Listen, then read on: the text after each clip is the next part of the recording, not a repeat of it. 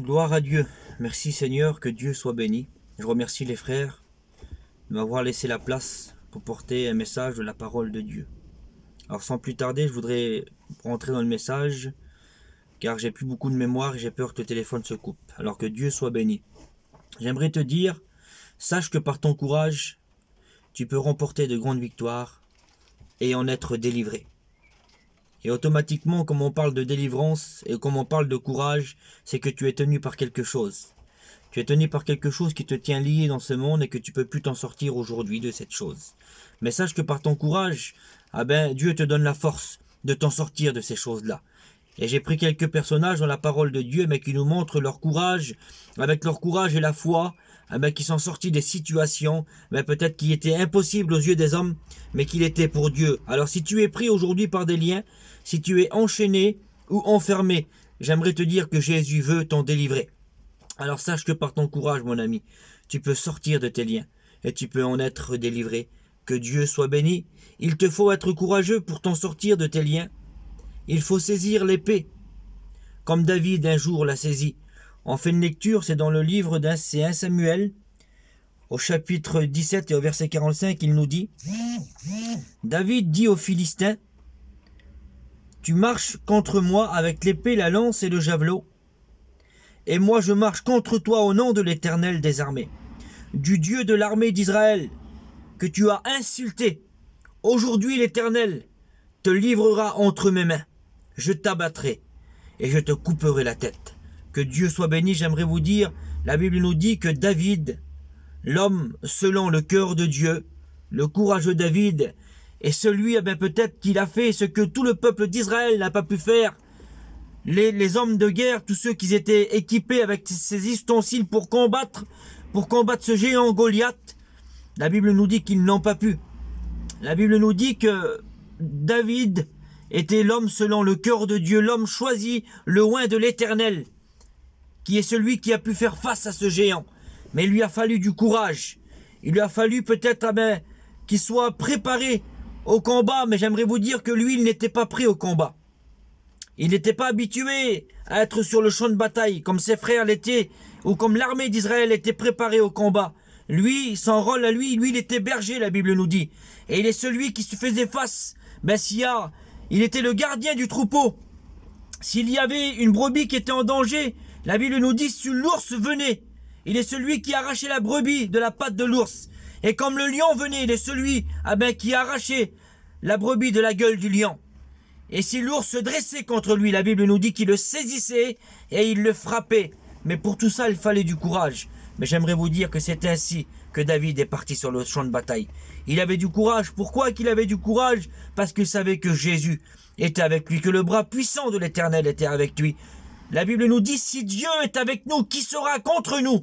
J'aimerais vous dire, si Dieu est avec toi, si Dieu est avec toi dans ton problème, mon ami, j'aimerais te dire que rien n'est impossible à Dieu.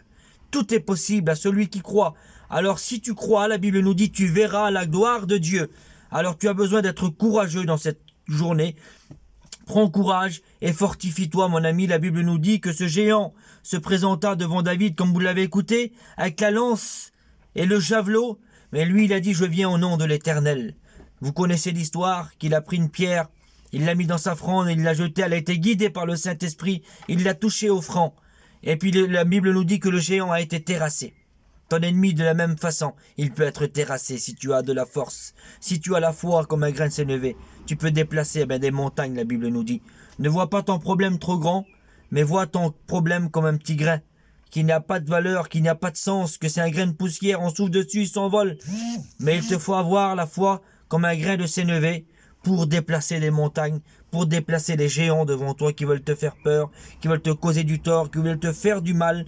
Sache que par ton courage, le bras puissant de l'Éternel peut t'en délivrer. Que Dieu soit béni, vous connaissez l'histoire, que David a terrassé le géant. Et qu'est-ce qu'il a fait? Il a pris l'épée, David. Il a pris l'épée du géant. Le géant était là devant lui, mort, étalé par terre. Mais il a pris l'épée et il lui a coupé la tête en signe de victoire. J'aimerais te dire que tu as besoin, peut-être de couper la tête du géant. S'il y a des choses peut-être qui mettent encore une séparation, le péché est devant toi. La Bible nous dit que le péché couche à ta porte. Mais toi, domine sur lui. Mais tu as besoin aussi de faire une séparation entre toi et le péché. Tu as besoin de couper la tête du géant. Qui est peut-être, c'est encore quelque chose qui met encore une séparation entre toi et Dieu. Car la Bible nous dit, ce sont vos péchés qui mettent une séparation entre vous et votre Dieu et qui l'empêchent de vous écouter. Des fois, tu demandes à Dieu quelque chose, mais Dieu ne t'écoute pas. Car c'est le péché qui met une séparation entre toi et ton Dieu. Donc, tu as besoin de mettre une séparation entre le péché et toi. Alors, il te faut, au nom de Jésus, dans cette soirée, combattre le bon combat de la foi. Mais la Bible nous dit aussi, vous demandez, mais vous demandez mal. Il est important de se placer devant le Seigneur et puis de demander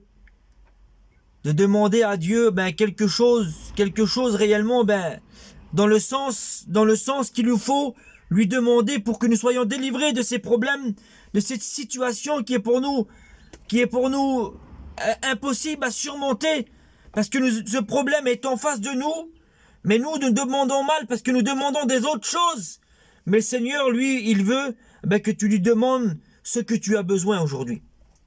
Donc, sache, mon ami, que par ton courage, tu peux être délivré et tu peux t'en sortir de tes problèmes, de tes situations qui semblaient compliquées. Alors que Dieu soit béni, tu as besoin du courage pour t'en sortir de tes problèmes. Comme le lion ou l'ours se dressait devant moi, je le saisissais et je le frappais. Oui, il te faut saisir aujourd'hui l'épée de l'esprit, qui est la parole de Dieu, c'est la Bible. Nous en avons besoin pour combattre l'ennemi de nos âmes. Que Dieu soit béni. Je vous fais une dernière lecture, c'est dans l'Apocalypse. Apocalypse chapitre 3 et au verset 7. On fait la lecture ensemble, que Dieu soit béni. Voici ce que dit le Saint, le véritable, celui qui a la clé de David, celui qui ouvre et personne ne fermera, celui qui ferme et personne n'ouvrira. Je connais tes œuvres. Voici parce que tu as peu de puissance, que tu as gardé ma parole et que tu n'as pas renié mon nom. J'ai mis devant toi une porte ouverte que personne ne peut fermer. Que Dieu soit béni. La Bible nous dit que Dieu est celui que, quand il ouvre, personne ne ferme. Et comme il ferme, personne n'ouvrira. Il est celui qui est capable, peut-être dans les situations les plus compliquées, si tu es peut-être enfermé entre 4 murs, il est celui que dans ce mur, il est celui qui peut ouvrir une porte et t'en délivrer, te faire sortir de ta prison, te faire sortir de ta cellule, te faire sortir de ta situation qui est compliquée que pour toi il n'y a plus d'espoir. Il est le Dieu de l'espoir. Il est le Dieu de tout est possible. Si tu es au milieu du désert, le Seigneur est celui qui peut faire jaillir l'eau du rocher, comme il l'a fait avec Moïse. Il a fait sortir l'eau du rocher. Donc le Seigneur est celui qui peut tout faire. Il est le Dieu du tout est possible. Si aujourd'hui tu es enfermé, Jésus-Christ dit, je suis la porte.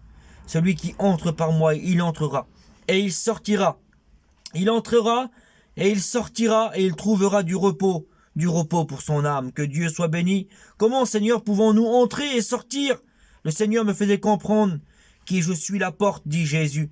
Et si quelqu'un entre par moi, il sera sauvé. Il entrera et sortira, c'est-à-dire qu'il sortira du monde pour entrer dans la porte qui est la grâce, qu'elle s'appelle Jésus.